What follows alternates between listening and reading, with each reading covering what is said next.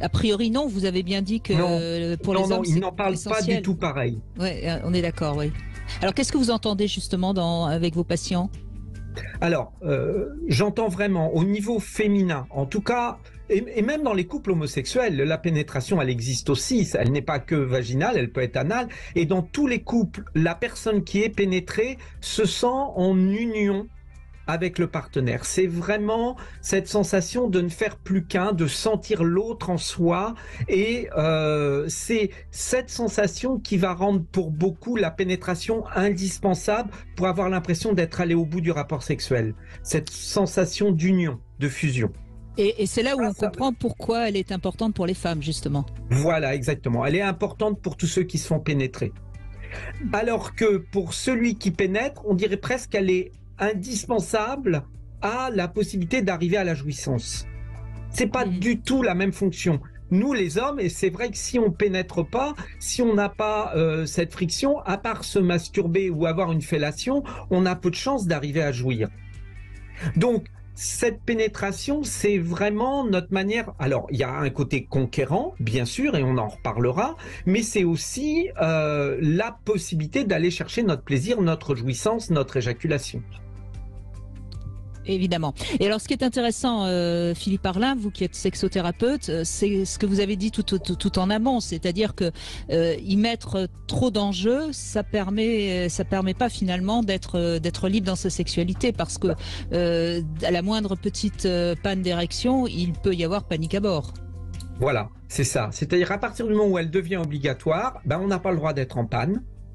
On n'a pas le droit de venir trop vite parce que ça permet pas à la partenaire de jouir. Si on jouit pas, ça veut dire qu'on n'a pas pris suffisamment de plaisir lors de la pénétration et la partenaire s'interroge. Enfin voilà, ça met autour de cet enjeu qui doit être un enjeu de plaisir et de partage, une pression inutile, et c'est ce que je voulais dénoncer dans mon livre. Absolument. Et alors, je pense que ce qu'il faut aborder aussi en introduction, si je puis dire, justement, c'est pourquoi elle est si douloureuse pour un bon nombre de femmes. Parce qu'en fait, ce qu'il faut quand même rappeler, c'est que contrairement à l'animal, la pénétration entre un homme et une femme se fait pas naturellement. Alors, il y a ça, vous avez raison de le rappeler, et il y a aussi le fait que si on prend quand même le temps de regarder l'appareil génital féminin de près, on se rend bien compte que, à moins qu'il ne soit lubrifié, à moins qu'il ne soit détendu et en capacité justement d'accueillir, il n'y a pas la place. C'est pas, voilà, c'est pas naturel. C'est pas, faut arrêter, excusez-moi l'expression. On n'est pas sur un trou béant. Il y a rien de tout ça. On est dans une réalité, et ce qui est important, c'est de bien comprendre que la pénétration doit être préparée, parce que sinon, elle peut, dans de nombreux cas, être douloureuse, voire pour certaines personnes impossible. Et c'est là où on pourra peut-être donner quelques explications à ceux qui nous appellent s'ils Bien en ont sûr. envie, hein. Parce qu'au fond, moi je rappelle souvent que c'est aussi à la femme de s'en occuper. C'est pas non plus seulement à l'homme. La femme devrait toujours vérifier qu'elle est prête justement à être pénétrée. Et je trouve que dans ce moment-là important de la sexualité, parce que c'est un moment quand même très important, les femmes ont tendance à subir un peu. Alors, oui, les femmes ont tendance à subir, surtout que toutes ne se donnent pas encore le droit de clairement exprimer là où elles en sont. Je suis pas en train de parler du consentement, hein, je suis vraiment en train de Oui, parler bien sûr. du ressenti au moment de l'acte. On a quand même un peu cette tendance de vouloir continuer à faire plaisir à son partenaire, de pas trop dire, et on prend sur soi. Or, on le répétera jamais assez, ça n'est pas censé faire mal, c'est censé faire du bien. Donc, si ça fait mal, c'est qu'on a été mal préparé ou qu'il y a autre chose. Mais il faut surtout pas accepter cet état de fait, parce qu'il n'ira qu'en s'aggravant. Mmh. Et ça, c'est vraiment important, je tiens vraiment à le dire, dans tout ce que j'observe, on a souvent au départ des petites douleurs qui, parce qu'elles ne sont pas prises en compte, deviennent des grandes douleurs, voire des impossibilités au rapport sexuel. Donc, une petite douleur, c'est pas grave. En plus, c'est bien plus facile de trouver une solution quand on a un peu mal que quand ça fait trop mal et que ça devient impossible. Absolument. Bon, eh ben, je crois qu'on a fait un petit peu le tour de la question. Maintenant, on va faire du cas par cas, comme tous les jours dans cette émission Avec sur plaisir. Sud Radio. Et donc, c'est à vous de nous appeler, c'est à vous de nous dire ce que vous en pensez, qu'est-ce que ça représente pour vous. Si vous faites partie de ces quelques féministes qui considèrent que la pénétration n'est vraiment plus nécessaire, eh bien, vous pouvez également nous appeler. Moi, ça m'intéresserait vraiment d'avoir les arguments de ces quelques femmes qui considèrent que la pénétration aujourd'hui n'a plus de raison d'être. 0826 300 300. On vous attend, on vous écoute. Et dans un instant, c'est Patrick qui aura la... 14h-16h, Brigitte Lahaie, Sud Radio. C'est en compagnie de Philippe Arlin qu'on se pose la question de la pénétration. Est-ce qu'elle est indispensable lors d'un rapport sexuel? C'est à vous de nous donner votre avis au 0826 300 300. C'est curieusement un sujet que je n'ai jamais abordé depuis 20 ans que je fais cette émission. Vous vous rendez compte, Philippe Arlin, comment c'est riche la sexualité? Il y a toujours des sujets qu'on oublie comme ça, et pourtant c'est pas rien quand même ce sujet. On a quand même parlé de pénétration anale tous les deux, Brigitte, si je me rappelle bien. C'est vrai. C'est vrai. Comme quoi, on avait sauté une case. Hein. On était passé directement à la case arrière, oui, mais c'est pas grave, ça. Mais sérieusement, ça reste un acte de pénétration, et c'est vraiment très important qu'on comprenne que quand on parle de pénétration, en tout cas pour un homme, ça englobe ces deux pratiques. Évidemment.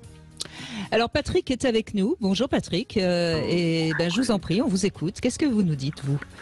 Bonjour Brigitte, bonjour Philippe. Moi, sur la question, est-ce que c'est obligatoire? Je dirais non. Je considère que je peux avoir un rapport sexuel épanoui, très, très agréable et complet sans avoir eu de pénétration. Ceci dit, c'est pas tous les jours. Enfin, en gros, c'est pas la même chose de me dire tiens, aujourd'hui on n'a pas fait de pénétration, est-ce qu'il te manque quelque chose? Je dirais non. Si c'était de manière définitive, oui, là il manquerait quelque chose quand même. Donc je pense que dans mon couple et avec ma compagne, on est plutôt dans la recherche du plaisir et de l'orgasme. Donc il peut s'obtenir de différentes manières, dont la pénétration, qui est un des moyens, et qui est un moyen délicieux, hein, mais un des moyens. Enfin, voilà, c'est pas l'objectif n'est pas la pénétration pour moi, l'objectif c'est d'avoir de l'orgasme partagé. Et est-ce que c'est quelque chose que vous auriez dit quand vous aviez 18 ans, Patrick? Alors, 18, ouais, je pense. Oui, donc vous êtes un homme moderne. Même si je suis un peu ancien maintenant, oui. Non, mais c'est vrai que c'est quelque chose qu'on entend de la part des hommes aujourd'hui. Je pense qu'il y a 50 ans, on aurait très peu entendu ça, non, Philippe Arlin? C'est complètement nouveau. C'est un vrai discours qui, pour moi, va avec une meilleure prise de conscience de ce qu'est le rapport sexuel, c'est-à-dire un échange, un partage de plaisir et non pas un acte de pénétration.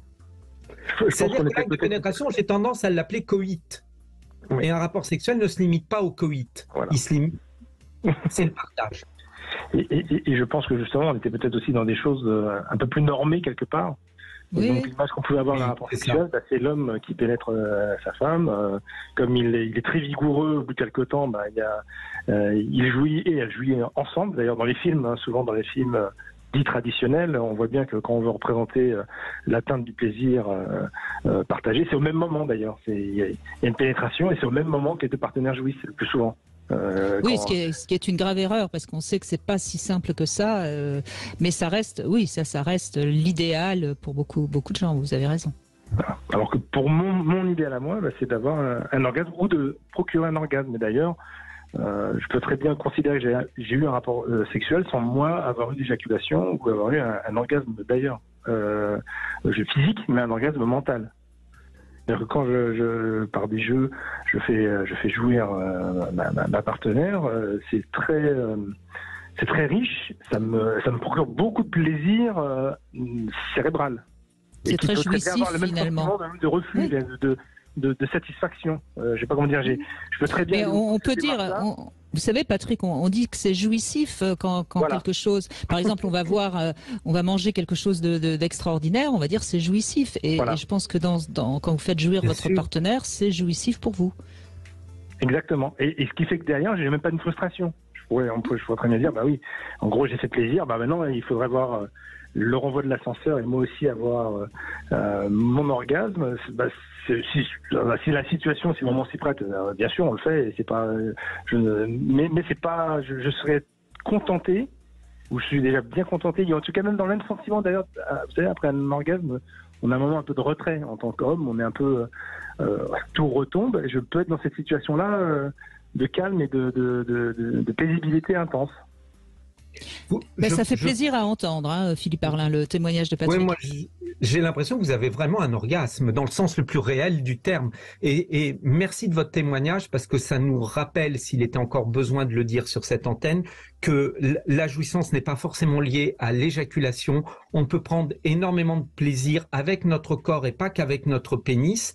Et voilà. Et l'éjaculation n'est pas forcément la clé de l'orgasme pour l'homme. Donc, merci beaucoup. Et effectivement, je pense que vous étiez un petit peu en avance parce qu'en découvrant ça, vous avez fait de votre corps un organe sexuel et vous n'avez pas limité votre sexualité à votre pénis. Donc, effectivement, ça élargit toutes les sources de plaisir et de jouissance. Et d'harmonie.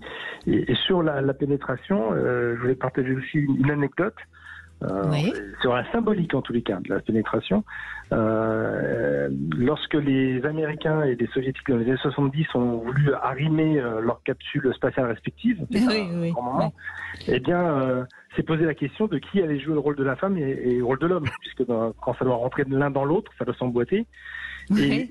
Et comme aucun des deux ne voulait jouer le rôle de la femme, eh bien, ils ont trouvé un système qui, en biseau, faisait que les systèmes d'arrimage étaient à la fois femelles et mâles dans leur organisation. Donc, sur la symbolique, on va dire que dans les sociétés actuelles, ou même qui datent un peu, je pense que ça sera encore le cas, celui qui rentre a plus de pouvoir et domine l'autre quand même dans l'esprit. Oui, c'est intéressant votre anecdote. Je la connaissais pas, mais je la trouve, je la trouve tout à fait symboliquement en corrélation avec. Et je crois que c'est ça que à la fois les hommes et les femmes doivent comprendre, c'est-à-dire que l'homme qui veut absolument pénétrer doit se rendre compte qu'il a certainement une tendance à vouloir absolument être dans le contrôle et dominer. Et je pense que la femme qui ne veut absolument pas être pénétrée, eh ben quelque part, elle n'est pas tout à fait à l'aise avec sa féminité. Je pense que c'est ce que j'ai envie de dire à tous ceux qui nous écoutent, parce que être pénétré, c'est pas être diminué. Vous pensez pas, Philippe Arlin, que c'est peut-être ça que tout le monde doit entendre? Je vous rejoins à 200%, mais peut-être que ces femmes qui ne veulent pas se faire pénétrer, c'est parce qu'elles ne veulent pas de ces hommes qui traduisent la pénétration comme un acte de possession. Mais effectivement, ce qu'il faut dire à ces femmes, c'est qu'en acceptant dans la féminité de prendre sa place, il n'y a plus de possessif du côté masculin, ni de soumis du côté féminin. Il y a une notion de partage, et plus les femmes vont prendre leur place, moins les hommes pourront être dans un acte de domination qui ne devrait plus avoir lieu, je pense. Pour compléter peut-être de mon expérience, oui, dans le rôle... je suis un peu dominateur au lit, ma femme m'accepte aussi.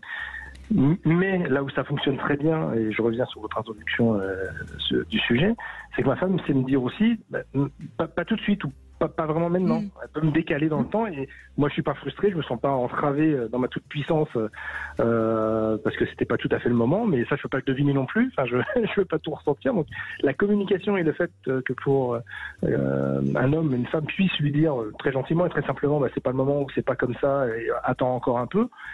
Ces indications, c'est formidable, je trouve.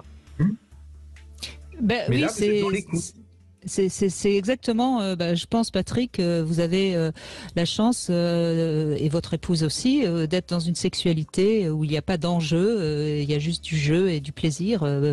Alors parfois c'est l'un qui en prend plus que l'autre, mais ça n'a pas grande importance. Vous êtes ouvert à ce qui va se passer, et moi je trouve que ce témoignage illustre bien le sujet qu'on avait envie d'aborder avec Philippe Arlin. Alors merci à vous, Patrick. Merci Brigitte, merci Philippe. Merci Patrick.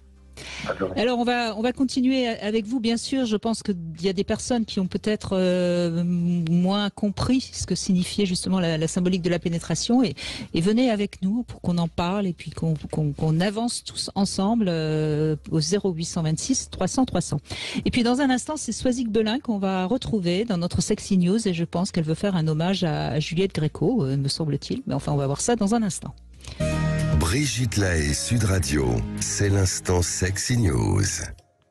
Eh bien, Philippe Arlin, justement, nous retrouvons Soisic Belin. Bonjour Soisic. Bonjour Brigitte, bonjour Philippe. Bonjour Soisic. Alors, c'est un hommage à Juliette Gréco. Désolée, mais j'ai choisi la version Mylène Farmer. Je la trouvais un peu plus peps. Alors, 15 jours de festivités, de fin d'année, à manger, à boire et à se vêtir, parce que c'est aussi ça les fêtes. Il y a cette lubie autour du pull de Noël, qui se doit d'être le plus kitsch possible. Les marques rivalisent en proposition. Et à Nouvel An, ce sont les paillettes, les strass, le glam chic, la soie, le synthétique, beaucoup aussi, beaucoup de synthétique. D'ailleurs, il y a quelques jours, j'ai vu passer un article couplé d'une vidéo, merci Closer, sur la tenue provocante portée par la mannequin Émilie Ratajkowski à la soirée de la Saint-Sylvestre. Elle laissait entrevoir l'aube d'une fesse, un dos, bref, de la peau nue, vous l'aurez compris. Alors qu'il y a une semaine de ça, je faisais ma dernière expo de 2022 sur l'art du kimono au musée du Quai Branly à Paris. Je me suis fait cette réflexion, ne serait-ce pas le vêtu bien plus que le nu qui attiserait notre libido, qui serait à l'origine du fantasme, de l'excitation et du désir. Alors j'enfonce peut-être une porte ouverte, du moins pour certains. Mais néanmoins, dans une société qui a fait du dick pic et des nudes une sorte de délire pop, laissez-moi redonner ces lettres de noblesse au tissu, parce que c'est en cachant certaines parties, c'est en glissant subtilement sur le corps, en façonnant une silhouette, en créant ce jeu de cache-cache qu'il suscite le tissu, le désir de la découverte. Les feuillages n'auraient d'ailleurs pas autant de succès sinon, et on ne va pas se leurrer, ce n'est pas le résultat final qui compte lors de l'effeuillage, mais toute la cérémonie qui consiste à retirer un à un les éléments qui font partie de la parure de nos chairs. Donc, comme je vous le disais, je suis allée faire cette formidable exposition qui retrace l'histoire de ce vêtement traditionnel japonais, le kimono, un vêtement subtil, puisqu'il est autant pratique que symbolique. Un vêtement fantasmé, puisqu'il renvoie à un imaginaire, celui de la geisha, un imaginaire érotique, de dévotion et de lascivité, un imaginaire occidental, avec une certaine idée de l'exotisme du monde oriental. Et pourtant, croyez-moi, il y a difficilement plus enveloppant que le kimono, et conformiste finalement, puisque la façon de le porter, l'ornementation qui le compose, permettront à tout à chacun de vous identifier socialement. Donc, qui porte le kimono n'est pas libre, et pourtant, sans vous faire un cours d'histoire de l'art, c'est le 19e et la passion pour l'orientalisme et le japonisme qui feront voyager ce vêtement en Occident, en Angleterre et en France, et qui vont non pas le désacraliser, mais le libérer de certains carcans sociaux dont je viens de vous parler, et lui-même, ce kimono libérera à son tour le corps des femmes et de leur rigide corset. Il va libérer la taille et jouer avec la fluidité du tissu en devenant un costume de scène, mais aussi un vêtement de confort intime, un vêtement sexy, un vêtement plus souple qui permettra justement de jouer avec le vu et le caché.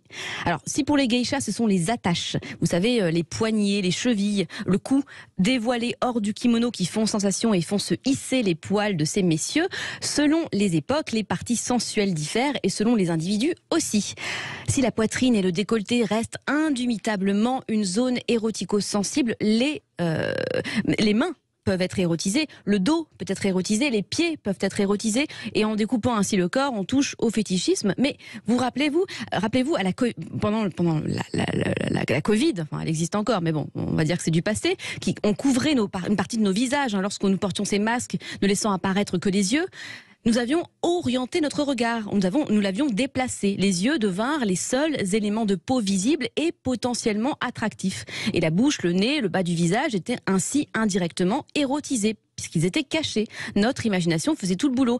Et je vous avoue avoir craqué sur certains regards, et quand le masque tombait, disons que mon imagination avait tendance à sublimer ce qu'elle ne voyait pas.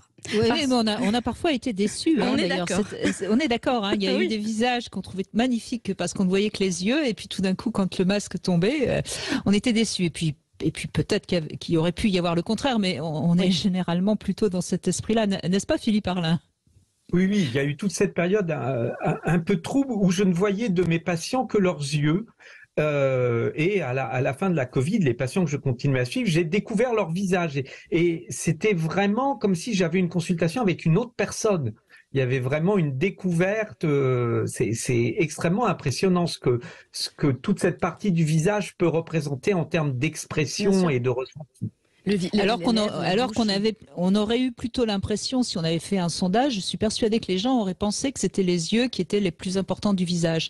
Et en fait, ça nous a prouvé que c'était pas aussi vrai que ça. Hein. Je pense que c'est une question d'harmonie totale. Si on prend les yeux d'un côté et juste le bas du visage, potentiellement, ça passe. Et quand on a les deux, soit il y a une harmonie, soit il n'y a pas. S'il n'y a pas d'harmonie, Et puis il faut pas oublier quelque chose. Le nez symboliquement, c'est quand même pas rien non plus. Hein. C'est parlant. Effectivement. Donc, ce qui est érotique, justement, finalement, dans le décolleté, je reviens au décolleté, ce n'est pas l'étalage total, mais sommaire. C'est la promesse du reste, la promesse de ce qui n'est évidemment offert, ce qui n'est pas offert aux yeux de tous. Et il y a aussi cette idée d'exclusivité qui touche à l'intime. L'art a joué aussi avec les dévoilements. Regardez, il y a pléthore de statues de la Renaissance totalement nues qui nous sont données à voir. Sont-elles excitantes? Non, elles ne sont pas excitantes. Sont-elles désirables? Non plus. Ce qui l'est davantage, par contre, ce sont celles qui sont couvertes même d'un simple bout de tissu. Alors, évidemment, que nous avons tous un rapport individuel à ce jeu de cache-cache. Certains seront excités par un string qui dépasse du pantalon, hein. Encore une fois un bout de tissu qui attise la promesse. D'autres pourront se projeter sous un pull en se pâmant sur votre cou, imaginer votre dos, imaginer la forme de votre corps, mais aussi la texture de votre peau, son odeur, parce que comme le tissu, doux, rugueux et brillant, votre peau cachée reste un mystère pour celui ou celle qui ne l'aura pas touché, senti ou regardé. Eh bien, merci Soisic Belin. En tout cas, c'est très très juste hein, ce que vous dites. Et je crois qu'on devrait sans arrêt y repenser parce que la manière de nous habiller quelque part est tellement importante. Et ça touche à l'érotisme, et c'est vrai qu'on... Oui, et pas seulement pour les femmes hein, d'ailleurs, parce évidemment. Que là vous avez plutôt parlé évidemment de la tenue vestimentaire des femmes, mais pour les hommes aussi c'est important ce qu'ils vont montrer avec une chemise un peu ouverte ou pas, ce qu'ils vont montrer avec un pantalon très serré ou pas. Enfin, c'est vrai aussi que nous c'est peut-être moins évident, mais je pense que on est aussi sensible à la tenue vestimentaire d'un homme. Qu'est-ce que vous en pensez, Philippe Arlin? Moi, je pense que c'est vraiment important et vous avez raison de préciser que nous, les hommes, on n'y fait pas toujours assez attention, voire pas souvent attention. Et ce qui est intéressant dans le vêtement, c'est ce double sens. Il met à la fois en valeur ce qui est montré. Donc, il y a des vêtements qui font ressortir le visage, qui font ressortir les yeux. On parle beaucoup de s'habiller d'une telle couleur pour mettre en avant certains aspects de notre teint ou des traits de notre visage. Et il y a ce que le vêtement vient suggérer parce qu'il le cache et le dévoile en même temps. Et c'est intéressant, cette double utilité du vêtement, à la fois viens voir derrière ce que je cache et à la fois regarde comment grâce à moi ce que je montre est différent. Bien sûr. Très bien. Eh bien merci beaucoup Soisic Belin, et la prochaine fois que je mets un kimono, je penserai à vous voilà. Et à Mylène Farmer. Merci Soisic, merci beaucoup. Alors Hervé est avec nous maintenant, vous allez répondre à 3 questions intimes, et alors évidemment la première question que je vous pose c'est quelle est sur 10, si vous deviez noter une note sur 10, quelle note vous donneriez à l'intérêt de la pénétration? Alors bonjour Brigitte et Philippe Arlin, et tous mes vœux déjà pour 2023. Et puis merci, à tous les auditeurs. Voilà. Alors la note que je mettrais, on va dire 6 sur 10. 6 sur 10, d'accord. Oui. Oui, je pense que vous pourriez monter jusqu'à 7, il me semble. Ouais, hein, j'ai l'impression que vous mettez un 6 pour montrer que vous n'êtes pas non plus... Pas de gentil avec nous. Hein? Non, parce qu'il y a d'autres façons déjà de donner du plaisir à sa partenaire. Ça, c'est la première chose. Après, il y a certaines partenaires qui ont envie de la pénétration. Pour elles, c'est important. Oui, bien sûr. Et on va en entendre, j'espère, d'ici 16 heures. Oui, donc dans l'ensemble, pour moi, 6 c'est bien. Voilà, il y a une pénétration, c'est bien, mais s'il n'y a pas de pénétration, on peut avoir du plaisir autrement. D'accord. Écoutez, franchement, dans cette émission, on pourra dire que nous avons des hommes qui sont des hommes modernes, hein, Philippe Arlin. Alors, Oui, allez-y, je vous en prie. Non, non, je voulais juste dire que ça montre à quel point les hommes ont découvert une autre manière de prendre du plaisir et à quel point ils intègrent beaucoup mieux cette capacité de la femme de prendre du plaisir aussi autrement qu'en pénétration. Et ça, c'est chouette. Ça fait plaisir. Alors, deuxième question, Hervé, qu'est-ce que vous regardez en premier chez une femme? Ça dépend. Si elle est de face ou si elle est de dos. D'accord, voilà, jolie réponse, oui, oui. Ben voilà, Je vois. Donc vous regardez ses cheveux, quoi, hein, c'est ça. Voilà ses cheveux, et puis si elle a des longs cheveux, évidemment, hein, ses fesses. et devant, je regarde ses yeux, et puis après, oui, c'est ça. N'est-ce pas? Très bien. Alors, dernière question. Quelle serait pour vous la phrase que vous auriez le plus envie d'entendre par votre partenaire si vous étiez amoureux? J'ai envie de toi. D'accord, très bien. Eh bien, écoutez, je crois qu'on a fait le tour. C'est à vous maintenant de poser une question à Philippe Arlin. Alors, moi, la question que j'avais posée à Philippe Erlin, comme on arrive en ces débuts 2023, je voulais savoir un petit peu quels étaient ses souhaits, justement, on va dire, dans ses rencontres sexuelles, avec ses partenaires.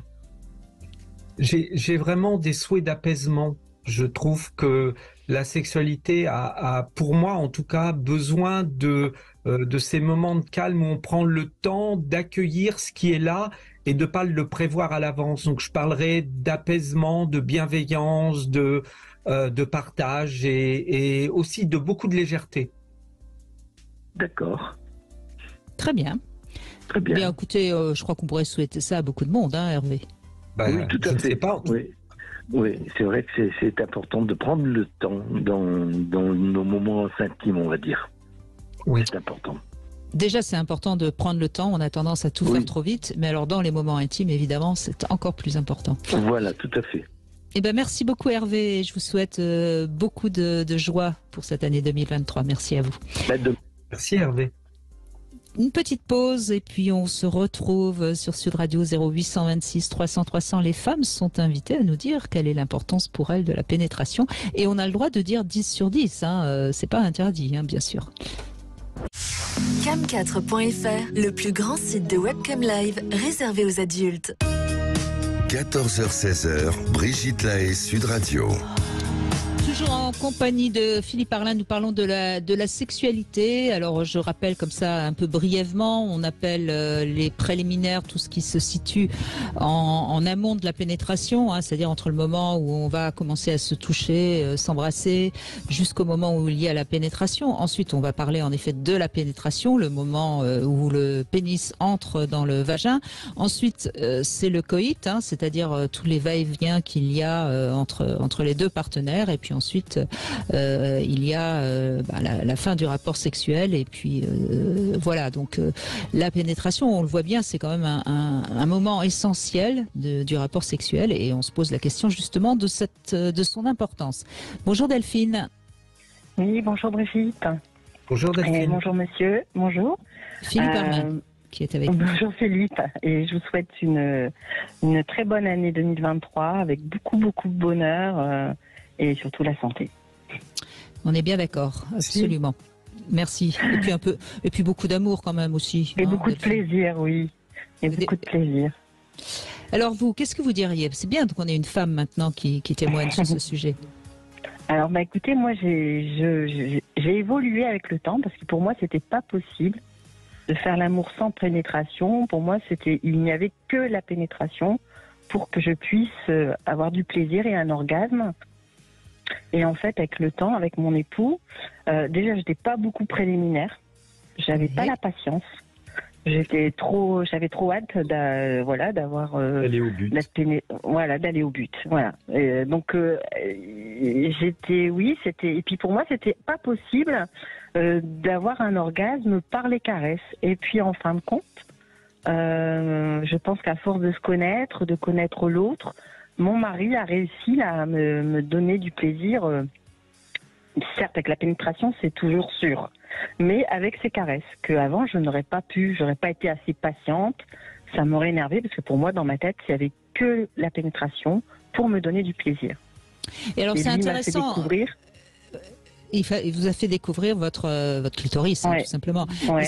Alors moi, ce qui m'intéresse vraiment, parce que c'est vraiment une étude que je fais, c'est est-ce que vous aviez besoin qu'on vous pénètre profondément? Est-ce qu'il fallait être avec des va-et-vient assez forts ou pas forcément?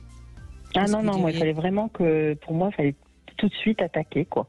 Donc C'est ça. c'était tout de suite une pénétration intense, quoi. C'est ça. Et donc forcément avec un pénis relativement important. Oui. Oui. Oui. Bien sûr. On peut même imaginer d'ailleurs que votre orgasme provient au niveau du col de l'utérus. Alors, fut un temps, oui. Malheureusement, j'ai subi une opération il y a un peu plus de 5 ans où on m'a enlevé tout l'utérus. Donc là, pareil, ça Mais m'avait un peu... est-ce qu'on vous a enlevé le col ou pas? Non, je pense qu'on m'a pas enlevé le col, je suis pas sûre. Parce que si on vous a Mais pas... pour vous dire alors ça, que ça m'avait travaillé. Oui, mais c'est important, quand excusez-moi, je vous coupe, mais c'est vraiment important de l'entendre. En effet, lorsqu'on enlève l'utérus d'une femme, c'est pas un problème à condition qu'on laisse le col. Parce que voilà, Brigitte, ça m'avait tellement angoissée. Parce que pour moi, la vie sexuelle dans un couple, c'est hyper important. Donc, j'avais regardé des témoignages sur Internet. Je me disais qu'il y avait des femmes qui n'avaient plus de plaisir, quoi. Alors moi, j'étais ah non, mais moi, c'est important, quoi. Donc, quelques jours après l'opération, j'avais dit à mon mari, il faut qu'on teste, faut qu'on teste pour voir si... Ah oui, parce que il fallait... pour moi, c'est la vie sexuelle dans un couple. Mon papa, il avait dit à mon mari, attention... c'est 90% du couple. Hein. et c'est tellement important d'être bien dans son intimité, parce que tout le reste, après, en découle pour moi. Hein. Après, avec l'âge, ça évolue, les relations sexuelles, la relation qu'on a avec son partenaire évolue. Et c'est pour ça que je disais que moi, avant, il n'y avait que la pénétration. Et au fur et à mesure, dans le temps, en fait, ses caresses, il a réussi à me donner du plaisir avec ses caresses. Ou juste, comme vous dites, juste un frottement avec son pénis, ça y est, moi, j'arrive à avoir un orgasme. Qu'avant, dans ma tête, ça aurait été impossible.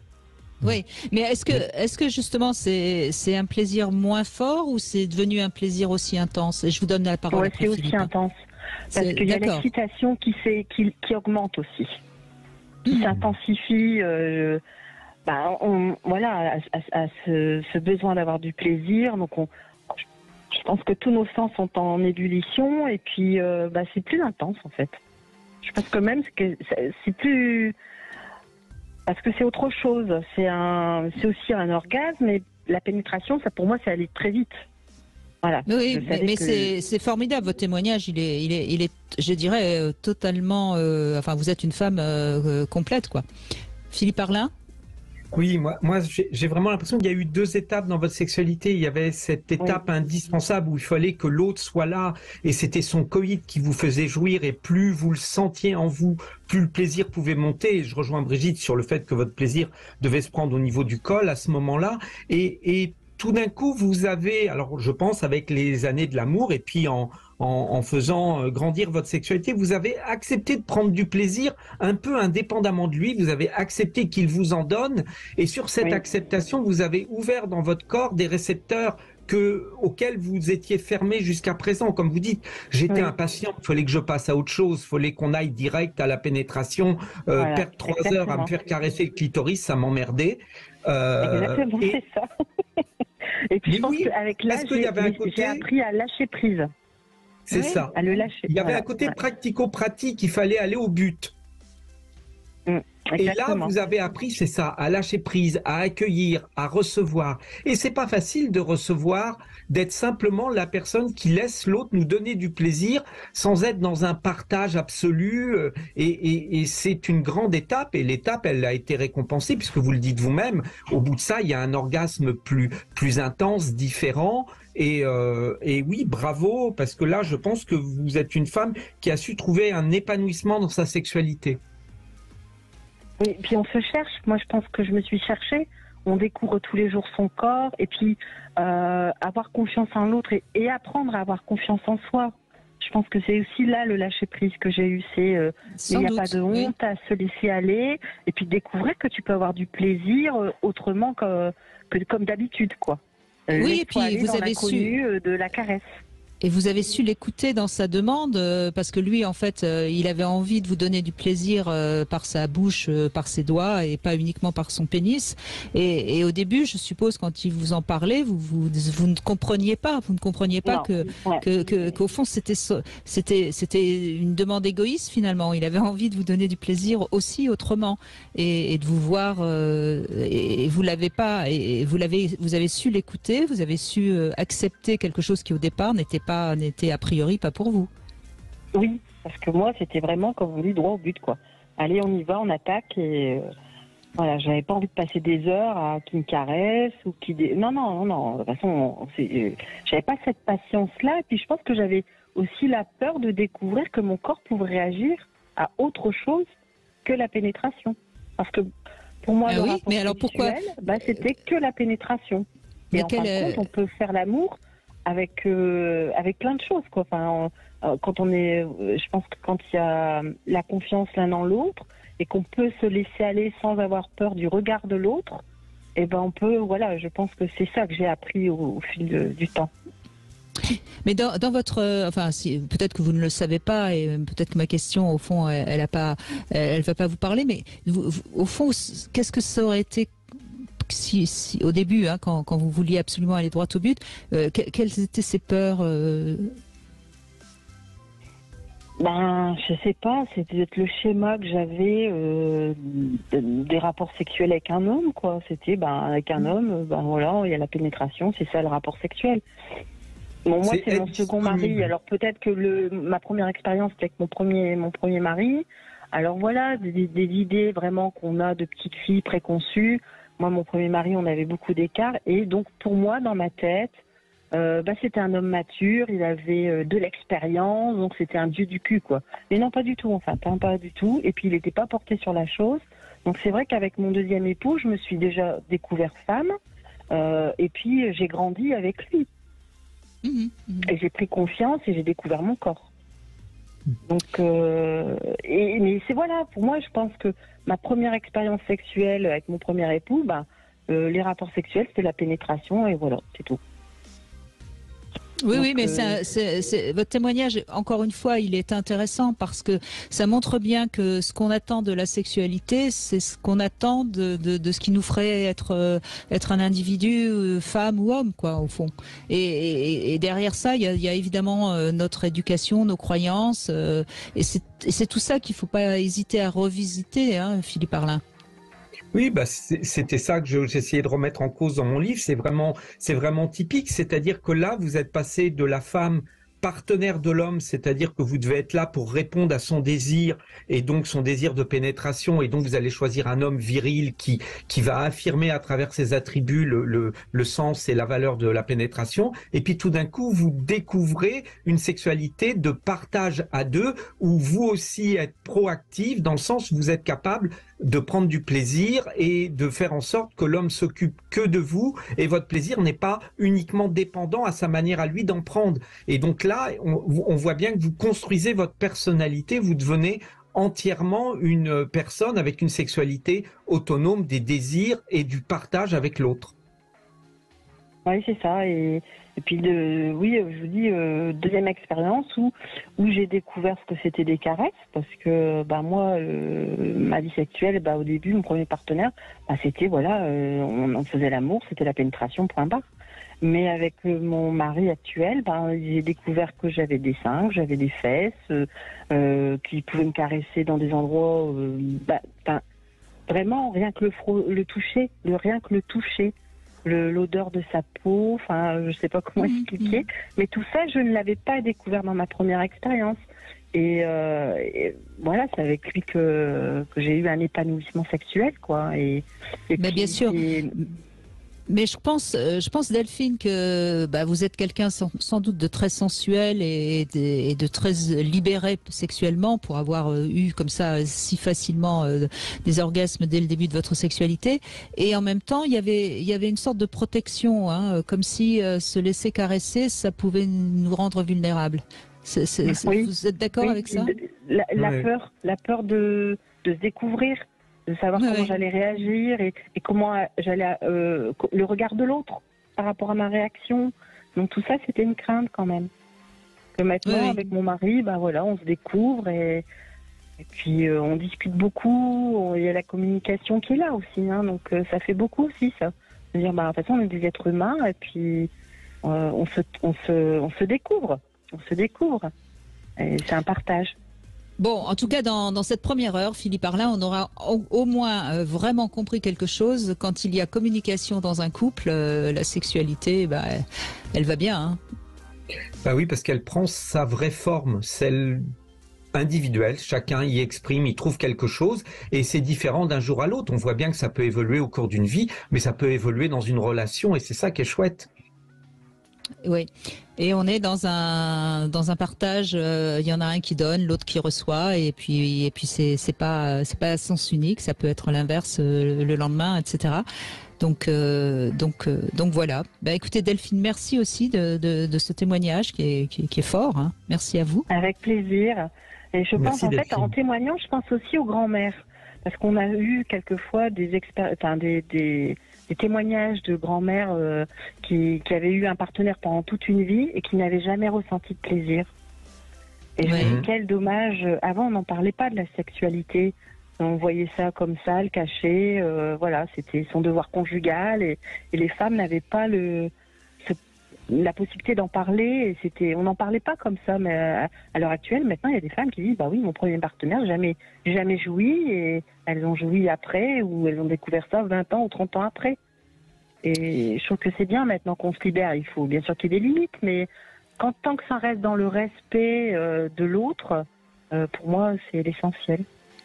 Oui, la sexualité a énormément avancé pour les femmes, mais aussi pour les hommes, hein, vous savez Delphine, parce qu'à l'époque où ils étaient obligés de se retirer parce qu'il n'y avait pas de contraception, ça créait aussi beaucoup de difficultés sexuelles chez les hommes.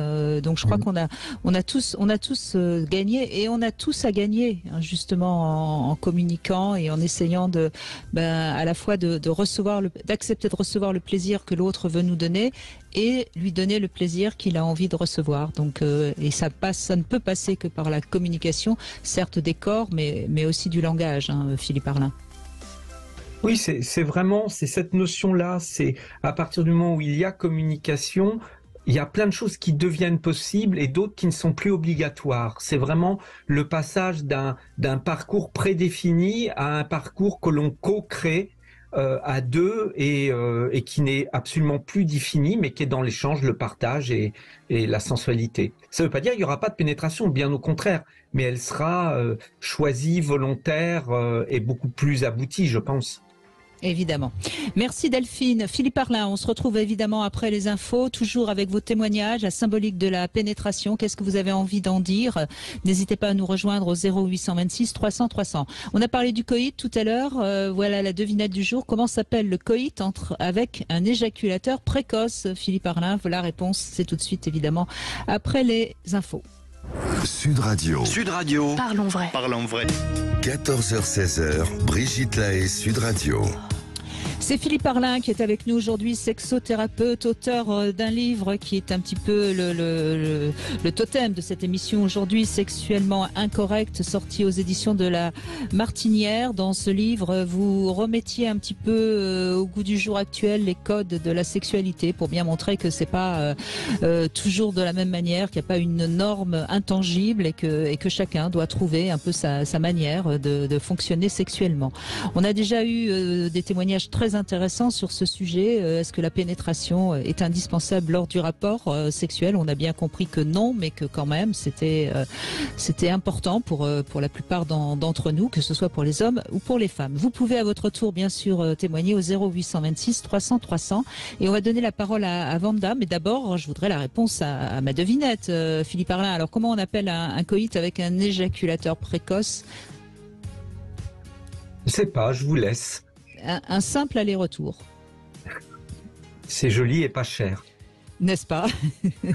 Bon, en tout cas, c'est très imagé. Bonjour Vanda. Merci bonjour Brigitte, bonjour Philippe et meilleurs vœux aussi. Ben absolument, oui, absolument. On prend que l'année soit bonne pour nous. Alors vous avez subi justement une hystérectomie et contrairement au témoignage qu'on vient d'avoir avec Delphine, c'est pas tout à fait facile pour vous, hein, c'est bien ça? Non, pas du tout. Depuis, j'ai eu l'hystérectomie à l'âge de 47 ans. Au début, ça se passait très bien, puis au fil du temps, la pénétration était très très très douloureuse. J'avais été voir des gynécos, des médecins qui me disaient que il fallait mettre du gel intime parce que on a la sécheresse qui arrive à partir normalement de la ménopause, mais vu qu'il y a eu ce problème-là, c'est arrivé un peu plus tôt. Puis sans ça, il y a cette douleur, la douleur qu'on a. Et que certains médecins n'arrivent pas à vous entendre et à vous comprendre, parce que souvent on nous dit que c'est psychologique. Donc voilà, et au niveau des rapports avec mon mari, ça a été très très difficile. Et à des moments, c'était toujours des refus. Bon, je conçois que on peut utiliser notre corps pour faire l'amour, pour être deux qui font qu'un, comme on dit. On peut utiliser nos mains, les fellations, les caresses, etc. Mais la pénétration, quand même, dans un couple, c'est important. Mais honnêtement. Bien voilà. sûr, Wanda. Tout à fait. Bon.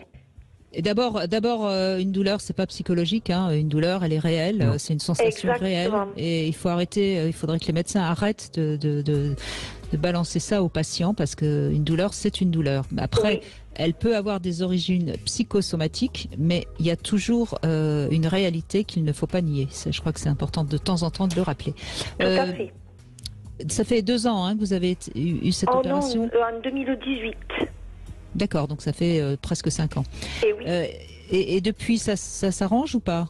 Alors, ça s'est légèrement arrangé parce que j'ai fait un travail sur moi-même au niveau psychologique, essayer de faire abstrait à la douleur en allant voir une personne qui m'a fait des soins énergétiques et voilà, et au niveau des chakras, etc., d'imaginer qu'on est dans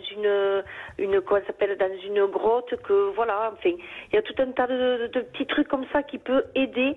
Certes, ça m'a aidé et ça nous a aidé dans notre couple parce que au début, mon mari, c'était très difficile, quoi. Toujours, c'était des refus, je pouvais pas. Bon, et puis j'avais la peur aussi de le perdre aussi, également, parce qu'au bout d'un moment, on peut se poser des questions aussi, tout à fait. Mais après, j'ai fait aussi de l'acupuncture, j'ai fait des massages tantriques pour essayer de raviver un petit peu le côté sexuel. Mais sans ça, cette douleur est toujours persistante. Et malgré tout, avec des lubrifiants, tout ça, on arrive un petit peu à avoir une pénétration, mais ce n'est pas comme avant. Avant, on pouvait. Et puis j'ai surtout l'impression qu'il y a quand même toujours une petite gêne. Enfin, en tout cas, c'est exactement. C'est ça. C'est ça qui va pas, hein, Philippe Arlin. Bah oui, je pense que c'est un travail que nous, les sexothérapeutes, on rencontre souvent des cas comme ça, mais il y a un travail à faire, je pense, du vagin, parce que là, on a une combinaison entre une opération et du coup un début de ménopause, donc il y a une sécheresse, mais je pense qu'il y a aussi sûrement des contractions involontaires des muscles du vagin et donc du périnée, et que là, il y a un travail à faire. Alors avec, soyons clairs, c'est les kits de dilatation qu'on utilise la plupart du temps pour ça, qui permettent vraiment de rééduquer et de faire disparaître les douleurs, parce que ce que vous avez fait en complément me semble tout à fait utile pour mieux vivre avec votre douleur, mais moi ce qui me semblerait utile, c'est de ne plus vivre avec la douleur, c'est-à-dire de l'enlever. C'est pas une fatalité d'avoir mal, et il y a vraiment beaucoup de cas où il y a des choses simples à faire qui permettent de passer au-delà de cette douleur. D'accord. Parce que Wanda, vous avez déjà entendu parler du vaginisme? Oui, tout à fait. Et alors, vous n'êtes pas en train de faire du vaginisme, mais quelque part, il y a certainement une sorte de réflexe qui s'est mis en place chez vous à cause justement de cette crainte de la douleur, qui fait que quand vous sentez que vous allez être pénétré, au lieu que votre corps, votre vagin, votre périnée se relâche, il y a une petite contraction. Et vous voyez, c'est un petit peu comme les femmes qui ont peur de la sodomie. Même si on essaye de rentrer un doigt, ça rentre pas. Alors que, Tout à fait. Vous voyez. Et je crois que c'est ce que vous vouliez vous lui expliquer, Philippe Arlin. Oui, c'est ça. Il faut que son D'accord. corps réapprenne à se relâcher. D'accord. Alors, il y a deux choses. Il y a deux choses que vous devez arriver à régler. C'est à la fois la question de la lubrification et la question du relâchement de l'entrée du vagin. Et c'est deux choses qui sont indépendantes en quelque sorte. Alors, même si elles sont dépendantes, enfin, vous voyez ce que je veux dire, Wanda? Oui, tout à fait. Tout à fait. Il faut que j'apprenne à essayer d'être beaucoup plus détendue, de reprendre mon corps comme il était avant, quoi. Mais ça va passer par le corps, ça passera pas par l'esprit. Tout à fait, oui. Il y a des exercices à faire. Et il y a autre chose, Wanda, que je voulais vous demander. Est-ce que vous arrivez à prendre du plaisir au niveau de votre clitoris? Oui. Honnêtement, oui. Bon. Oui. Même malhonnêtement. Hein. Oui, voilà, exactement. Oui, non. Alors, honnêtement, oui. Je prends du plaisir. Même mon mari, souvent, il me caresse, tout ça, c'est vraiment du plaisir. Mais comme je lui dis, il n'y a pas que ça. J'ai envie d'autre chose. Mais justement, il faudrait que vous acceptiez de définir votre rapport sexuel pendant un certain temps en disant à votre mari et en mettant dans votre tête l'idée que, ce soir, on ne fait pas de pénétration, mais j'ai envie de jouir, j'ai envie d'aller au bout. Parce que j'entends que votre clitoris, il est sensible, mais que malgré tout, c'est un peu comme si vous vous reteniez parce que le plus important arrive après, c'est la pénétration. C'est un peu ça, je crois. Eh ben oui. Et oui, elle est là, l'erreur. Plus vous allez vous lâcher au niveau clitoridien, plus vous allez avoir un orgasme et du plaisir, et plus magiquement, mais c'est pas magique, c'est naturel, votre vagin sera beaucoup plus ouvert et vous pourrez bien plus être pénétré parce que vous vous serez laissé aller à jouir au niveau clitoridien. D'accord. Et cette retenue que en gros, vous retenez une jouissance pour que la jouissance ait lieu au moment de la pénétration parce que c'est comme ça, parce que c'est ce qu'aime votre mari et puis c'est comme ça que vous l'avez eu. Sauf que là, il y a douleur, donc il y a aussi cette contraction qui se fait et donc on n'arrive pas au bout. Laissez-vous aller pleinement au bout comme s'il n'y aurait pas de pénétration derrière. Et décidez-le pendant quelques temps. Et vous allez voir que tout ça participe naturellement à améliorer la lubrification et à détendre les muscles d'une manière naturelle. D'accord, très bien. Et je vous précise, Wanda, si vous avez envie d'aller plus loin dans la consultation avec Philippe Arlin, vous pouvez aussi par téléphone consulter Philippe Arlin. Je ne vais pas donner à l'antenne son numéro de téléphone, bien sûr, mais vous le trouverez sur Internet ou vous le demandez hors antenne. C'est important parce que je pense que là, vous avez toutes les possibilités d'avancer dans votre sexualité, mais je pense que vous avez besoin d'être un peu guidé. Parce que en effet, on entend bien que... Oui, je vous en prie, allez-y. Oui, c'est vrai. Je reconnais qu'il a raison. Philippe a entièrement raison. Mais j'ai tellement aussi l'angoisse de cette douleur parce que c'est horrible comme ça fait mal. Donc du coup, il est possible que je me retiens. Psychologiquement, c'est oui. Essayez de vous imaginer sur le siège d'un dentiste. Oui, alors là, c'est une terreur pour moi.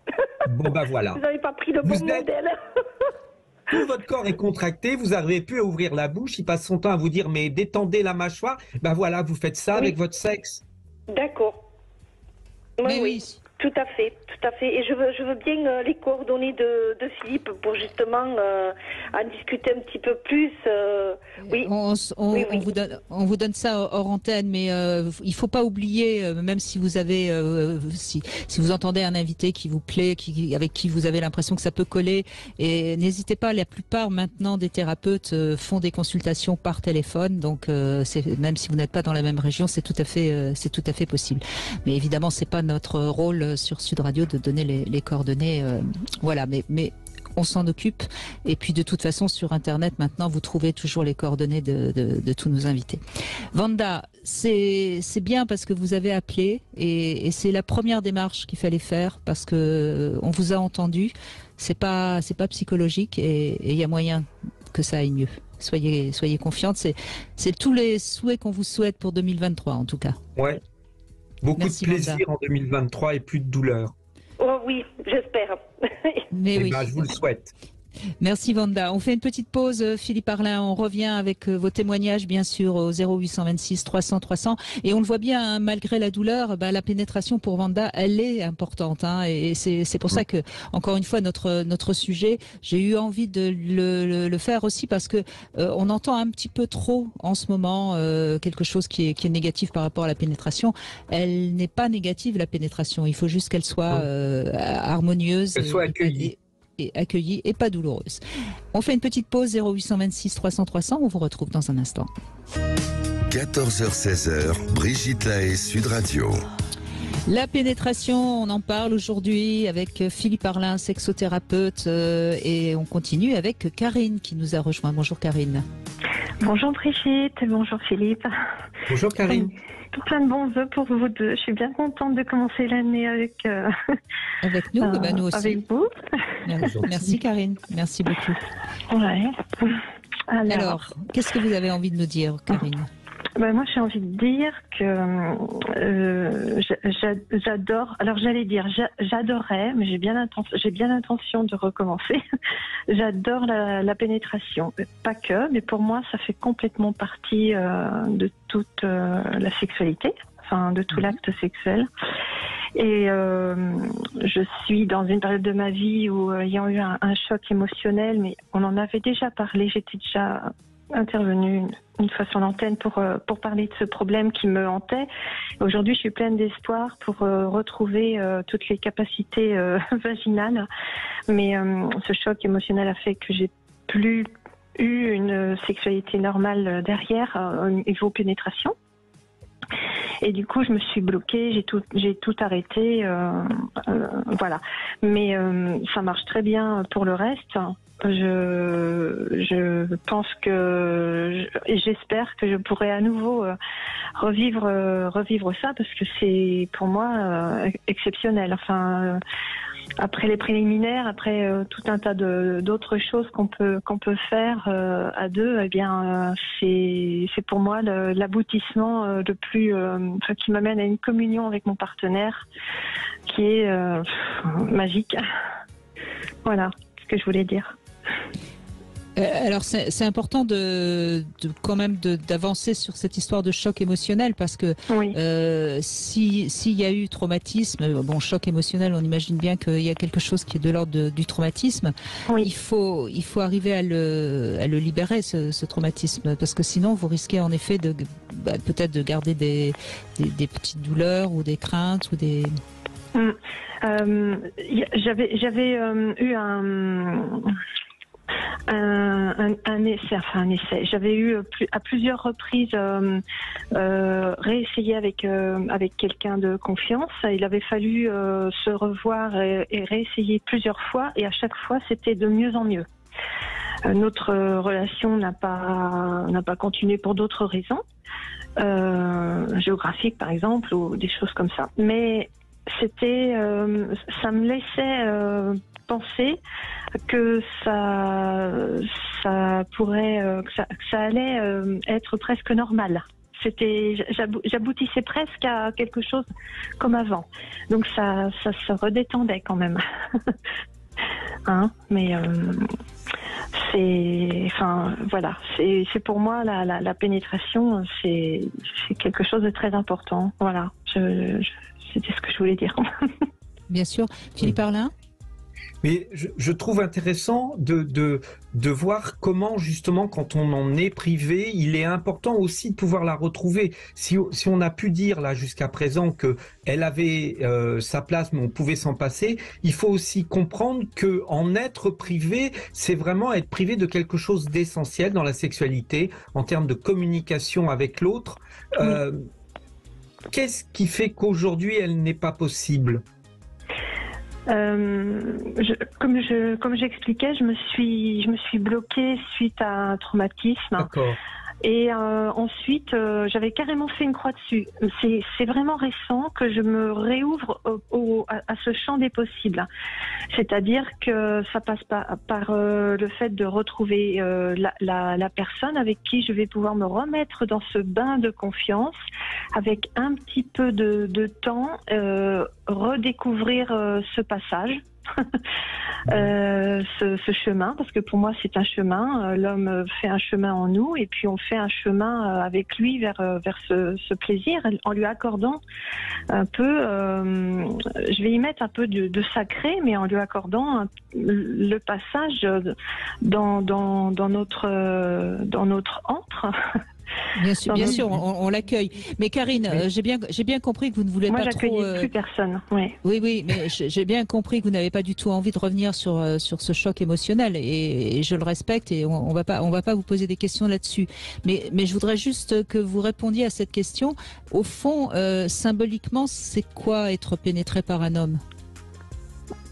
Alors, quand j'étais plus jeune, je me disais, j'avais ce sentiment d'appartenance et d'être prise, mais j'ai toujours vu ça sur le plan un peu sacré, donc ça ne me gênait pas, j'étais pas objet. Aujourd'hui, j'ai compris que j'étais peut-être un petit peu objetisée dans mon éducation, donc je m'étais peut-être un peu trompée, mais en tout cas, j'ai pris le plaisir que j'ai eu à prendre, donc c'était parfait. Et aujourd'hui, c'est un peu une communion pour moi. C'est une communion. On est deux comme une flamme et on vibre l'un et l'autre en donnant le plaisir à l'un et en recevant le plaisir de l'autre. C'est un va-et-vient de champs énergétiques comme ça qui. Mais c'est très bien. C'est très bien. Ça veut dire que vous êtes deux sujets qui se rencontrent et qui vont partager des choses avec, en espérant que ça arrive jusqu'à ce qu'il y ait l'interpénétration des deux corps. Donc ça, c'est plutôt une évolution intéressante de votre vision de la sexualité. Maintenant, il faut travailler sur la blessure, parce qu'il y a certainement une peur d'être à nouveau trahi ou blessé ou. J'allais plus loin, mais c'est vrai que là maintenant j'ai commencé des séances de EMDR pour travailler sur parce que j'ai eu très bien une quantité de mémoire traumatique qui s'est réveillée d'un coup, mais le problème que j'ai eu remonte à quand même fin 2016. Et c'était avec quelqu'un en qui je mettais toute ma confiance. La relation partait vraiment bien, et il y a eu un problème psychopathologique. Il était suivi pour bipolarité, un petit peu de schizophrénie, et moi je le savais pas. Et il a voulu je me souviens de votre témoignage, m'étrangler en plein coït, voilà. Et il me reconnaissait plus, il avait un regard un peu d'halluciné, et j'ai eu très très peur, et voilà, il y a eu un choc derrière ça, probablement, parce que quand j'ai voulu réessayer ensuite... Bien sûr. Je pense qu'il faut aussi que vous retrouviez la capacité à prendre vous-même du plaisir par la pénétration, et éventuellement avec des jouets ou avec vos voix, mais il faut aussi que vous... ce sexe, il ne peut pas être totalement disponible pour les hommes. Il faut qu'il vous appartienne de nouveau. Et je pense que c'est ça qui manque. C'est-à-dire que vous ne vous êtes pas réapproprié pleinement votre vagin. Et c'est pour ça qu'il est peut-être encore difficile de pouvoir le partager avec l'autre et de ne pas avoir l'impression que l'autre se sert et vous traite en objet. Oui. Je comprends. Pour le moment, j'en suis juste au plaisir externe. C'est bien, mais très important. Il faut avancer, et puis je pense aussi qu'il faut être plus sûr de vous, parce que quelque part vous avez aussi la possibilité de choisir l'autre comme un sujet qui est capable d'être un vrai sujet et qui ne serait pas, si vous voulez, quelqu'un qui pourrait être à nouveau dangereux pour vous. Donc il faut avancer, mais bon, visiblement vous avancez sur ce chemin, et on vous souhaite pour 2023 justement d'arriver à vous libérer de ce traumatisme. J'aimerais beaucoup. Ben, on vous le souhaite. Et puis, On vous le souhaite, savez, ça fait partie des vœux. Exactement. Et vous faites ce qu'il faut pour. Donc, continuer le MDR, c'est en effet une très bonne piste. Technique. Merci beaucoup, Karine. Merci beaucoup. Un petit love conseil. Merci, on va parler tout à fait autre chose. On va parler d'urophilie, puisque justement, aujourd'hui, on ouvre tout et on parle de ça dans le love conseil dans un Douche instant. dorée. Exactement. À tout de suite, Philippe Arlin. Cam4.fr, le plus grand site de webcam live réservé aux adultes. Brigitte Lahaie, Sud Radio, le Love Conseil. Alors décidément, avec vous, Philippe Arlin, on est sexuellement incorrect, puisqu'on va parler d'un fantasme, d'une pratique qui s'appelle donc l'urophilie, ou plus exactement, comme vous l'avez joliment dit, une pluie dorée. Et c'est vrai que pour beaucoup de gens, cette pratique, elle est considérée comme une déviance sexuelle. J'aime bien aussi le terme d'ondinisme, ça passe peut-être un petit peu mieux, voilà. Alors, oui, voilà. Oui, alors, ça consiste à quoi? Ça consiste à aimer que notre partenaire ou que nous-mêmes, on urine sur le corps de l'autre, hein, bien sûr. Alors, c'est vrai que c'est une pratique un peu marginale, mais en fait, ce qu'il faut rappeler, c'est qu'elle est sans danger parce que l'urine, contrairement à ce qu'on pourrait penser, elle n'est pas néfaste. On lui reconnaît même maintenant des vertus bienfaisantes, hein, notamment. Et elle est stérile. Voilà, j'allais dire notamment son côté stérile. Et il y a même des gens qui boivent leur propre urine pour des questions d'améliorer, je crois, leur système immunitaire. Mais enfin bon, c'est pas de ça dont on parle. Alors, dans l'ondinisme, c'est vrai qu'il y a une partie de voyeurisme, hein, puisque la miction, en principe, elle se fait à l'abri des regards indiscrets. Donc, uriner devant son ou sa partenaire, c'est quelque chose de totalement indiscret, exhibitionniste, voyeuriste. Moi, je me souviens d'une scène magnifique. C'était dans un film de je ne sais plus qui, mais qui s'appelait La Clé, où on voyait une jeune femme qui urinait dans la rue devant des passants. Bref, on peut dire aussi qu'il y a peut-être un côté SM-BDSM dans l'urophilie, puisque on va peut-être uriner sur quelqu'un qui peut se sentir un petit peu humilié, ou en tout cas vu en position d'infériorité. Mais je pense qu'il faut rappeler qu'il y a quand même un réel plaisir à aller faire pipi, hein, pour parler comme ça nous rappelle aussi un petit peu notre enfance, hein. Il y a un sentiment de soulagement, de lâcher prise, et également d'excitation de toute la zone périnéale. Donc je pense que si cette pratique vous tente, il faut un peu se décomplexer à partir du moment où c'est fait avec un adulte consentant. Je pense que c'est pas, il y a rien de, enfin, je veux dire, ça reste une pratique certes un peu marginale, mais qui peut tout à fait être pratiquée avec une ou un partenaire averti. Non, Philippe Arlin? Moi, je trouve que, en tout cas, c'est une pratique qui ne représente pas de danger. Comme vous le dites, à partir du moment où on est sur un cadre où on est à deux à partager ce désir, il y a énormément de choses en termes de... Vous l'avez dit, c'est quelque chose où normalement notre pudeur fait qu'on ne montre pas, même à nos partenaires, on n'urine pas devant eux. Donc leur offrir ça, c'est leur offrir encore un petit peu plus d'intime, un petit peu plus de notre intériorité, et c'est partager quelque chose d'intime avec eux. Voilà ce qui peut revêtir quelque chose d'excitant, comme la petite culotte qui cache l'intime. On retrouve les vêtements de Soisy de tout à l'heure, mais c'est dans ce sens-là que ça peut aller. Et puis après, bon, il y a d'autres dérives qui peuvent aller plus loin, qui sont plus de l'ordre du BDSM, puisque effectivement certains se font même uriner dans la bouche, etc., qui est vraiment là l'idée de la soumission à l'autre. Mais si on reste sur quelque chose de plus imagé, de simplement regarder, de se montrer à l'autre en train d'uriner, on est sur un vrai partage de quelque chose de l'ordre de l'intime. Il n'y a pas de pudeur. C'est pousser le degré de la pudeur un cran plus loin. Et en général, si on veut démarrer, il vaut mieux le faire sous la douche ou dans un bain oui, bien sûr. Ou dehors, hein, bien sûr. Et bien boire avant. Mais oui, vous avez raison. Sinon, on n'y arrive pas. On n'y arrive pas. Et puis, on va avoir des urines qui vont avoir plus d'odeur, etc. Donc, c'est un jeu qui est aussi lié au liquide, qui n'est pas forcément lié à la réalité de l'urine. Donc, on peut aussi améliorer le jeu en buvant suffisamment avant pour avoir des urines diluées. Voilà, je l'avais dit, c'était sexuellement incorrect. Voilà. Incorrect, tout à fait, j'assume. Bonjour Karine. Bonjour Brigitte, bonjour Philippe. Tous mes vœux de bonheur pour cette nouvelle année. Merci Karine, Merci. on prend. Vous avez testé pour nous cet œuf vibrant qui est également une télécommande de Céline. Alors ça s'appelle Cello, pardon. Hello. On le retrouve sur l'enseigne ruedesplaisirs.com, bien sûr. Alors c'est pas tout à fait. Enfin oui, c'est un œuf vibrant, mais qui a une petite queue, si je puis dire. Oui, chose que j'étais agréablement surprise parce que j'ai eu une très mauvaise expérience avec un œuf vibrant auparavant. Vous avez eu du mal à le ressortir, c'est ça? Tout à fait. Donc là, vous c'est aimez vrai que trop. quand j'ai vu le concept, je me suis dit, j'étais rassurée. Ouf. Ouf, oui, c'est comme vous dites.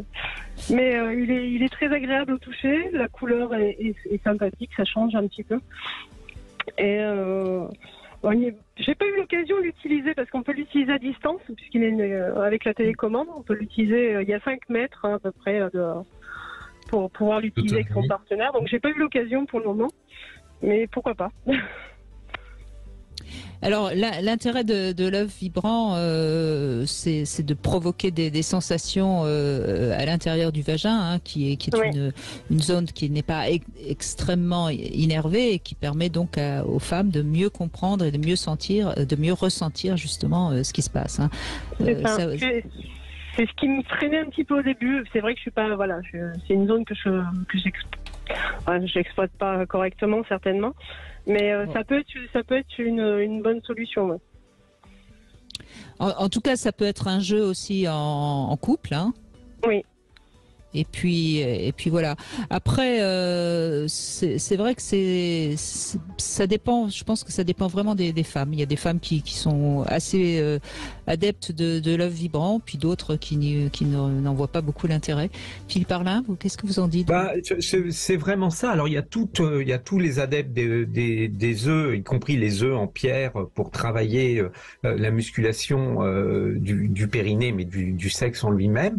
Mais l'intérêt de l'œuf vibrant, c'est en fonction de comment il est positionné, il va permettre d'atteindre certaines zones où n'ira pas le pénis par définition et de par sa forme, et donc de mieux comprendre ce qui se passe au niveau vaginal. Et ça permet aussi, si on le porte assez bas, d'amener des vibrations au niveau du point G.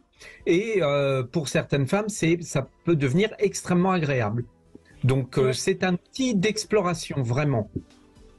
C'est ça, il faut. Enfin, moi, je sais que, enfin, sur certaines positions dans le vagin, c'était pas du tout les mêmes sensations, et c'est là-dessus qu'il faut que j'arrive à trouver le bon équilibre. C'est ça. Ouais. Et il faut pas hésiter, même si au départ vous avez l'impression que ça n'a pas grand intérêt. Il faut un petit peu persévérer. J'aurais tendance à dire que c'est une exploration personnelle qui peut quand même être intéressante pour beaucoup de femmes. Tout à fait, tout à fait. Donc on vous le laisse, hein, vous avez toute l'année 2023 pour vous amuser avec. Quelle note vous lui donnez, Karine? On va lui mettre un 7. 7 sur 10 pour cet œuf vibrant télécommandé, c'est l'eau que l'on retrouve sur l'enseigne ruedesplaisirs.com. Voilà. Merci beaucoup, Karine. Merci à vous. Et on retrouve un homme maintenant qui revient sur le sujet du jour, la pénétration. Bonjour Pascal. Oui, bonjour Brigitte, bonjour Philippe.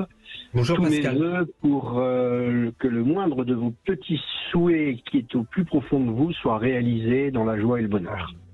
On n'aura pas assez d'une année. Comprendre le moment présent, c'est surtout ça qui est important.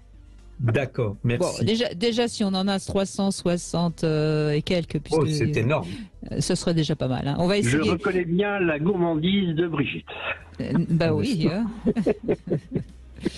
Alors, qu'est-ce que vous diriez, vous, Pascal, de ce sujet passionnant, intéressant, hein, quand même, qu'on aborde C'est un sujet extrêmement passionnant, puisque c'est quand même la finalité, je pense, d'une relation homme-femme. Alors, la pénétration n'est pas obligatoire, mais la pénétration est aussi, pour moi, indispensable. C'est-à-dire que il est vrai que moi, j'ai pas de limite. Mes limites s'arrêtent où commence celle du partenaire. Donc je m'offre et je donne et je reçois et je ressens. Et c'est vrai que dans les caresses, les regards, les diverses sensations au niveau de nos 5 sens, On peut être en balade en forêt en ce moment, ciel bleu, soleil, et puis se prendre par la main, et d'un seul coup, il y a une vibration qui part, et en rentrant, on peut pas se retenir, et on fait des caresses, on s'apprécie l'un l'autre, sachant que la pénétration, comme plusieurs de vos auditrices surtout en ont parlé, c'est quand même quelque chose d'intéressant, c'est quelque chose d'important. Je vais pas dire que c'est final, c'est la continuité et un certain aboutissement dans cette relation vibrante où on est l'un avec l'autre, on est l'un dans l'autre et on se donne l'un à l'autre. Et ces vibrations très fortes dans la pénétration font que il y a une auditrice qui a dit qu'il y avait une certaine communion, et ça je la rejoins tout à fait. Bien sûr, oui, quoi qu'on en dise, même si on a un orgasme avec ou sa partenaire, c'est quand même lorsqu'on est dans cette pénétration que les deux corps se sentent unis. Je crois qu'on est bien d'accord là-dessus. Oui. Et on l'a entendu et on l'entendra encore tout au long de ces émissions qu'on fait tous les jours. Quand il ne peut plus y avoir de pénétration, très souvent le couple en souffre. C'est pour ça qu'aujourd'hui, je rappelle qu'il y a des solutions pour quel que soit le problème d'érection de l'homme, il y a des solutions. C'est une bonne nouvelle, parce que moi j'ai un certain âge, donc c'est sûr que les érections sont moins fréquentes et moins puissantes que par le passé, mais avec une complicité avec un partenaire, je m'aperçois que je me laisse plus aller et que ça se passe très bien. J'ai pas de peur qui s'installe. Vous avez bien raison. Ce qu'il faut comprendre, c'est que là aussi, mais on ne le dit pas assez, le sexe masculin a besoin aussi qu'on entretienne la musculation du périnée, qu'on fasse certains exercices qui vont améliorer aussi la qualité de nos érections. Et souvent, on parle de la rééducation du périnée chez la femme post-accouchement, mais il faut savoir que ces muscles ont une importance aussi fondamentale dans la sexualité masculine et dans le rôle, elles ont un rôle dans les érections, et travailler sur la musculation de son périnée permet aussi, à partir d'un certain âge, d'entretenir une tonicité, une meilleure circulation sanguine au niveau du pénis et au niveau des organes. Et donc ça, c'est toujours très important voilà, notre érection, il faut en prendre soin, surtout quand, comme vous dites que la pénétration est indispensable parce que c'est pour vous un aboutissement. Donc il faut avoir tous les outils adaptés à cet aboutissement. Oui, c'est un aboutissement qui est réciproque, c'est-à-dire que c'est pas moi qui veux impérativement qu'il y ait l'aboutissement. Suivant la partenaire, l'aboutissement, il vient naturellement. Il vient par cette complicité, cette entente qui permet d'être très bien à deux. Mais je vais rebondir sur ce que vous venez de dire. Est-ce que vous auriez quelques conseils au niveau d'entretien et musculation au niveau du pénis? Je ne vais pas reprendre l'exemple de certains yogis en Inde qui vont mettre un poids de 5 kilos. Je n'irai pas jusque-là. C'est pas une bonne idée. Qu'est-ce que vous auriez comme conseil éventuellement? Très simplement, un exercice simple, après c'est plus compliqué, ça fait partie d'un travail qui nécessite une consultation, mais un exercice simple que vous pouvez faire, c'est contracter l'entrejambe, c'est-à-dire la partie un petit peu qu'on peut repérer du périnée chez l'homme, ça va être la partie entre les testicules et l'anus, là où vous savez on a une petite couture, on dit qu'on a été cousu à cet endroit-là. Contracter cette partie-là avec la sensation qu'au niveau arrière, on a les fesses qui se serrent, ça serre au niveau anal, et devant, on va avoir l'impression que le pénis remonte un peu. Pratiquer des séries de 10-15 contractions régulières et à la suite de ce muscle, en laissant contracter plus ou moins longtemps en fonction de ce qu'on est capable, va déjà améliorer énormément la circulation sanguine au niveau du petit bassin et permettre d'améliorer la tonicité musculaire de cette zone. Va des abdominaux à l'anus. Pas qu'à l'anus, on est bien d'accord, c'est pas que l'anus, vous devez sentir aussi quelque chose devant, c'est entre les deux. D'accord. Et ça aidera aussi à la rééducation sphinctérienne et à éviter qu'en vieillissant, on commence à avoir des fuites urinaires inutiles. Voilà. Et le fait de faire cette musculation, est-ce que, par exemple, question pratique, avec l'âge, donc avec certains petits problèmes de diabète ou autres, la prostate a l'air de se modifier. Est-ce que le fait de prendre son temps pour uriner et d'essayer d'évacuer le maximum pour vider en fait la vessie, avec cette contraction, est-ce que ça peut aider un petit peu ? Alors, c'est pas une contraction qui a pour but d'être, elle n'est pas thérapeutique, c'est une contraction pour entretenir au niveau du corps. Ce que vous expliquez quand il y a un problème de prostate, ça demande d'être vu par un médecin et un urologue parce que c'est extrêmement précis. Mais oui, le principe de se détendre pour permettre de vider pleinement votre vessie, ça c'est un principe de bon sens quand on a un problème de prostate qui bloque l'écoulement naturel des urines. Mais on n'était pas sur ça. Là, on était sur améliorer la qualité du tissu musculaire au niveau du périnée et de faciliter la circulation sanguine au niveau du pénis et donc voilà, d'améliorer les érections. Ça demande un petit temps pour être efficace. Là, on n'est pas dans quelque chose qui a pour but d'agir sur la prostate, on est bien sur deux choses différentes. Et ce qui est important, Philippe Arlin l'a signalé, mais je le souligne, Pascal, c'est quand même d'avoir cette sensation que le pénis légèrement remonte.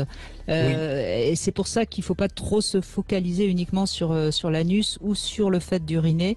C'est vraiment. C'est comme si ça appuyait derrière les testicules. Exactement. Comme s'il y avait un point qui derrière appuyait et faisait remonter pénis et testicules. Et c'est pour ça d'ailleurs, puisque vous avez parlé des yogis qui se mettraient 5 kilos sur le pénis, en effet, si le périnée masculin était en béton, si je puis dire, eh bien en effet, on pourrait mettre 5 kilos sur le pénis. Mais bon, ça c'est... Mais c'est pas vraiment utile. Non, c'est pas utile et c'est quand même très imagé, évidemment. Oui. Hein. Il faut toujours faire attention aux images, aux symboles et au réel. Merci beaucoup Pascal de ce témoignage. En tout cas, je pense que les hommes sont ravis d'avoir entendu de nombreuses femmes témoigner qu'elles aimaient la pénétration. Et il y en a qui ne l'aiment pas trop et c'est, je pense, comme ça qu'on va conclure avec Cécile dans un instant.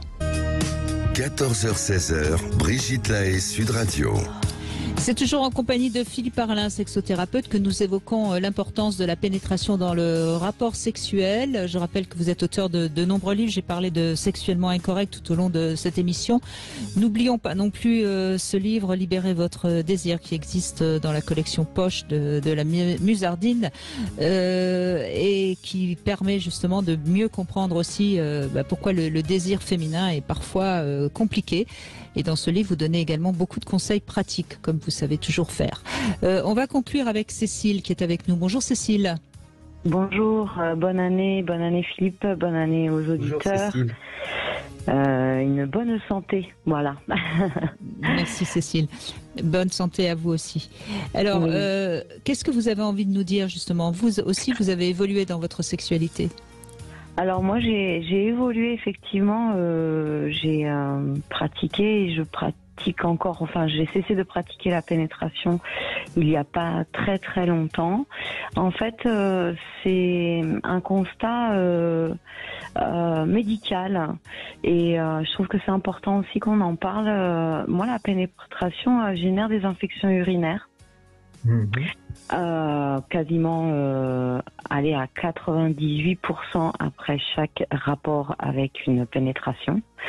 Ce qui était supportable, on va dire, quand j'étais jeune, le devient plus du tout maintenant. Parce que les infections urinaires, c'est fatigant, c'est douloureux. Ça peut engendrer aussi des infections plus hautes au niveau des reins et donc plus dangereuses. Et de fait, j'ai décidé de ne plus pratiquer la pénétration pour au départ cette raison principale. Et puis en m'interrogeant un peu plus profondément avec quel sens je peux mettre derrière ça, en fait parce que j'ai envie de retrouver ce que j'ai eu découvert quand j'avais 20-25 ans, c'est-à-dire des rapports basés plus sur la sensualité, sur les caresses, sur le fait de prendre son temps.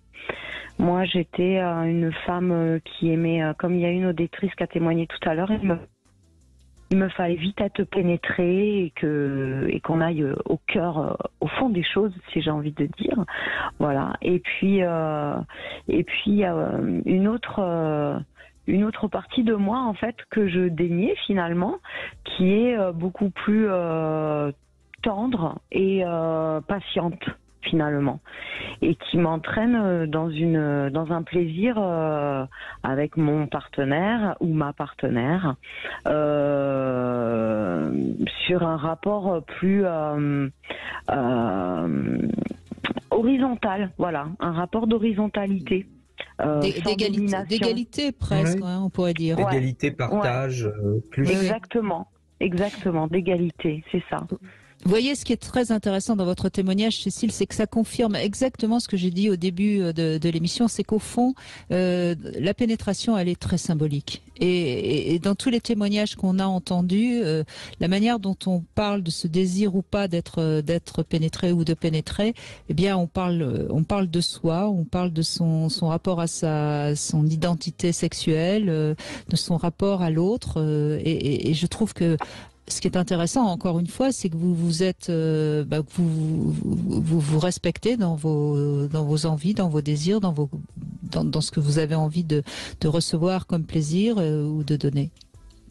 Oui, c'est primordial. C'est primordial de savoir s'écouter, d'oser aussi, parce que c'est pas quelque chose dont on nous dit que c'est possible. Ah, mais non, la femme doit absolument être pénétrée. Non, la femme ne doit pas absolument être pénétrée. Elle doit être pénétrée si elle en a envie et si elle en a le désir.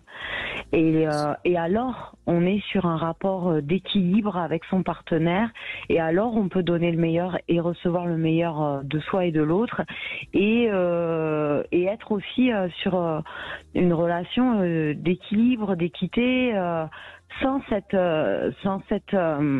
paradigme de la domination et de la force, quoi, finalement, parce que oui, mais encore une fois, c'est comme ça que vous l'interprétez, et c'est votre droit le plus strict, hein. Moi, je suis tout à fait c'est ma façon, c'est ma façon de le voir.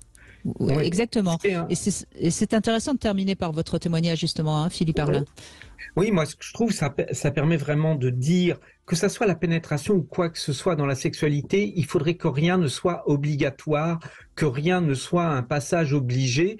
Il faut pouvoir accepter d'avoir des envies, de ne pas vouloir certaines choses, en vouloir d'autres, et accepter aussi que ça puisse évoluer, comme vous venez de le témoigner. Au début, vous aviez besoin d'une pénétration bien virile, qui allait droit au but, etc. Et aujourd'hui, vous faites le choix, et c'est un choix aussi lié à votre santé, on l'a entendu, de vous en passer. Et c'est ça qui est important, c'est-à-dire que on doit pouvoir entendre en face de nous un ou une partenaire qui nous dit pour telle et telle raison, eh bien je ne souhaite pas, je n'ai pas envie, ou j'ai envie d'eux. Et donc que ça soit la pénétration ou autre chose, c'est l'obligatoire qui pour moi pose problème et que je voulais dénoncer. Et je trouve qu'aujourd'hui on a eu des très très beaux témoignages qui montrent à quel point il faut s'écouter. Oui, et vous avez, Cécile, moi je vais conclure comme ça parce que c'est quand même intéressant, vous avez écouté votre corps qui vous a dit, moi la pénétration, j'en veux pas. Et votre corps, il vous disait quelque chose que vous avez mis du temps à écouter et puis qu'à un moment donné, vous avez entendu et il n'y a rien d'autre à dire, quoi. C'est bien, bravo. Eh ben, c'est le message, je pense qui est passé aujourd'hui à l'émission et c'est super. Et c'est super qu'on puisse encore témoigner et merci beaucoup pour vos émissions, Brigitte, une fois de plus. Et à vos invités qui sont toujours pertinents. Non, mais merci à vous parce que je trouve Philippe Arlin, mais c'est aussi un peu grâce à vous, Philippe. On a entendu des témoignages qui parlaient vraiment de leur intimité, sans tabou, qui parlaient vrai, voilà. Et c'est important parce que je pense que dans tous les témoignages qu'on a entendus, ça a fait résonner chez chacun d'entre nous quelque chose qui parle de nous aussi. Et c'est important parce que, encore une fois, cette obligation, si elle s'impose à nous, elle peut être source de souffrance et il n'y a pas de raison de souffrir dans sa sexualité. En tout cas, c'est le combat que je mène, c'est pour aider les gens à arrêter de souffrir là où normalement on devrait pouvoir s'accueillir et accueillir du plaisir. Voilà, ce sera le mot de la fin. Accordez-vous du plaisir, respectez-vous et tout est possible dans la sexualité lorsque on est entre adultes consentants. N'oublions pas de le rappeler, évidemment. Merci Philippe Arlin, merci beaucoup. Merci et puis Brigitte. on se retrouve bientôt, évidemment. Tout de suite, vous allez retrouver C'est votre avenir. Et demain, on sera avec Ugraine et nous aborderons tout à fait autre chose. On abordera la maternité et l'expérience de l'accouchement avec Ugraine. Je vous embrasse.